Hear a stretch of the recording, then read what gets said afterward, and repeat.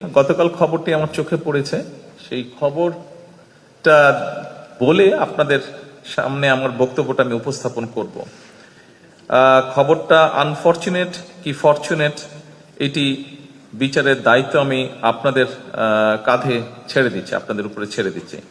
খবরটি গতকাল 8ই জুলাই প্রকাশিত হয়েছে। খবরটিতে বলছে, বিশ্বে বসবাসের অযোগ্য শহরের তালিকায় 3য় স্থানে বাংলাদেশের রাজধানী ঢাকা। আজকে আমরা এখানে পরিবেশ নিয়ে কথা বলতে এসেছি। আমার মনে হয় এই বিষয়টি নিয়ে আমাদের সকলের সিরিয়াসলি না, ভেরি ভেরি সিরিয়াসলি বোধহয় চিন্তা করার সময় চলে এসেছে।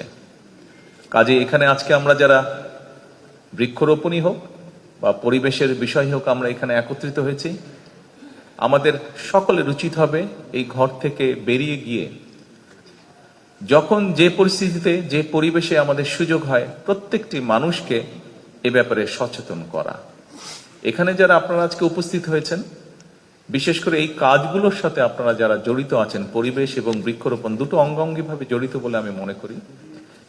আমাদের সকলের বোধহয় দায়িত্ব, আমাদের সমাজে বহু মানুষ আছেন যারা এই সকল বিষয় খুবই অজ্ঞ, এটি অস্বীকার করে খামাখায় লাভ নেই। তিব্বত লাক্সারি সো, বাংলাদেশের রূপ।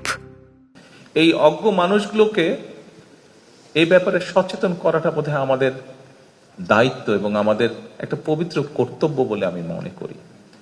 কেন মনে করি? এই জন্য, আমরা যদি ঢাকা শহরের বিভিন্ন জায়গায় যাই, যে এলাকাতেই যাই না কেন, আমরা যদি ঢাকা থেকে, আপনাদের প্রত্যেকেরই এখানে নিজের গ্রামের বাড়ি অবশ্যই মনে হয় ঢাকা শহরের নয়, ঢাকা শহরের, ঢাকা জেলার বাইরে অন্য বিভিন্ন জেলা। আমরা যখন হাইওয়েগুলো দিয়ে যদি যাই এবং হাইওয়ের দুপাশের অবস্থাগুলো যদি দেখি, তাহলে আমি যেই কথাটি বলতে চাইছি, এই কথাটি বোধহয় পরতে পরতে ফিল করার বোধহয় যথেষ্ট কারণ আছে। এবং গত পরশুদিন আমি সাভারে গিয়েছিলাম সেনাবাহিনীর একটি প্রশিক্ষণ কেন্দ্র দেখতে। যার সময় দুপাশে মিল ইন্ডাস্ট্রি আছে, অবশ্যই সেটা একটি ভালো বিষয়, কিন্তু মিল ইন্ডাস্ট্রির কারণে সবকিছু মিলিয়ে দুপাশের রাস্তার যে অবস্থা, এটি আপনাদের প্রত্যেকেরই চোখে পড়েছে। আমার মনে হয় কোনো একটি সভ্য দেশে, একটি সিভিলাইজড দেশে এরকম পরিস্থিতি বোধহয় হওয়ার কারণ নয়।